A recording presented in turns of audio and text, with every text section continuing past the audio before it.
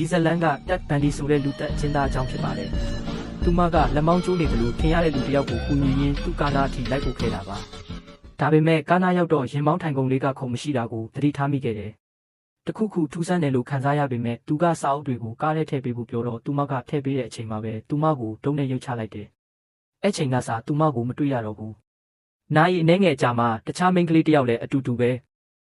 မိန်းကလေးတွေအများကြီးကဒီလိုလူတစ်ယောက်ကိုတွေ့ခဲ့ကြောင်းပြောလာကြတော့ရဲတွေကရှာဖွေမှုစတင်ပြီးသူ့ရဲ့ပုံရိပ်တွေထုတ်ပြန်လိုက်တာပေါ့။ဒါပေမဲ့အဲ့ဒီအချိန်မှာတော့သူကတခြားနေရာကိုထွက်သွားပြီးသားဖြစ်နေပြီ။တနေ့မှမိန်းကလေးတစ်ယောက်ကိုရဲတစ်ယောက်လိုလူတစ်ယောက်ကလာခေါ်ပြီးသူမရဲ့ကားဖောက်ခံထားရတယ်လို့ပြောတယ်။သူမကဘာမှမပြောက်သေးဘူးလို့ထင်နေခဲ့ပေမဲ့သူကအတူလိုက်ဖို့ပြောတယ်။မလိုက်ချင်ပေမဲ့သူကရဲတစိပ်ပြတော့ယုံကြည်ပြီးလိုက်သွားခဲ့တာပေါ့။ကားရဲရောက်သွားတဲ့အခါသူထိုင်မဲ့ခုံလည်းမရှိဘူးတကားလက်ကင်လည်းမရှိဘူးပြီးတော့သူကတနက်ထုတ်ပြီးသူမကိုလက်ထိတ်ခတ်ထားလိုက်တယ်။သူမအရန်ကြောက်ခဲ့ပေမဲ့မိမိကိုယ်ကိုကယ်တင်ဖို့သူ့မျက်နှာကိုထိုးပြီးကားထဲကထွက်ပြေးနိုင်ခဲ့တယ်။သူကလိုက်ဖမ်းခဲ့ပေမဲ့ဖြတ်သွားတဲ့ကားကိုတားပြီးအဲ့ဒီကားနဲ့လိုက်သွားတော့သူမလွတ်မြောက်နိုင်ခဲ့ပါတယ်။နောက်ပိုင်းမှာဒီလိုအမှုတွေပိုများလာခဲ့ပေမဲ့ရဲတွေကမဖမ်းနိုင်သေးဘူး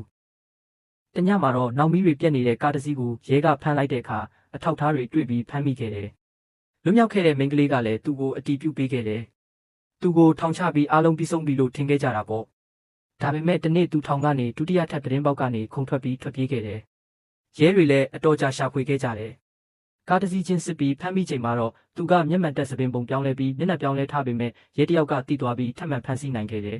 ။ထောင်ထဲမှာတော့သူကအစာမစားပဲကိုလေးချိန်လျှော့ချပြီးခန္ဓာကိုယ်ကိုတင်းငယ်အောင်လုပ်ကအပေါ်ထက်ကနေဖောက်ထွက်ခဲ့ပြန်တယ်။12 နာရီကြာမှရဲတွေတတိထားမိသွားချိန်မှာတော့သူကလွတ်သွားပါပြီ။သူကညီမ2ယောက်ရှိတဲ့အိမ်ထဲခိုးဝင်ပြီးမိန်းကလေး2ယောက်ကိုတတ်ခဲ့တယ်။ရဲတွေလာတဲ့အချိန်မှာတော့ဘာသေးလုံးစမှမကြံတာကြောင့်ဘသူလုပ်ခဲ့လဲဆိုတာသူမသိနိုင်ဘူး။3 ပတ်အကြာမှာတော့မိုးရွာနေတဲ့နေ့မှာကျောင်းသို့ပြေးနေတဲ့ကလေးမလေးတစ်ယောက်ကိုတွေ့ပြီးသူ့ကားနဲ့လိုက်ခဲ့ဖို့ပြောတော့သူမလည်းလိုက်သွားပြီးသူမနောက်တစ်ခါမတွေ့ရတော့ဘူး။နောက်ဆုံးမှာတော့ရဲတွေကင်းတဲ့နေတော့ကမတင်ကားစရာကားတစ်စီးကိုစစ်ဖို့တားလိုက်တယ်။ရဲကအနားရောက်လာတော့ကားတကားကိုတုံးဖွင့်လိုက်ပြီးရဲကိုသူ့လက်နက်နဲ့တိုက်ခိုက်ကထွက်ပြေးသွားတော့ရဲကတနက်နဲ့ပစ်ခတ်ပြီးဖမ်းဆီးနိုင်ခဲ့တယ်။နောက်ဆုံးမှာသူကမိန်းကလေး30ကိုတတ်ခဲ့တယ်လို့ဝန်ခံခဲ့ပေမဲ့အမှန်တကယ်မှာတော့သူ့ရဲ့တပ်ဖြတ်မှုတွေဟာ100 ထက်မနည်းရှိခဲ့ပါတယ်။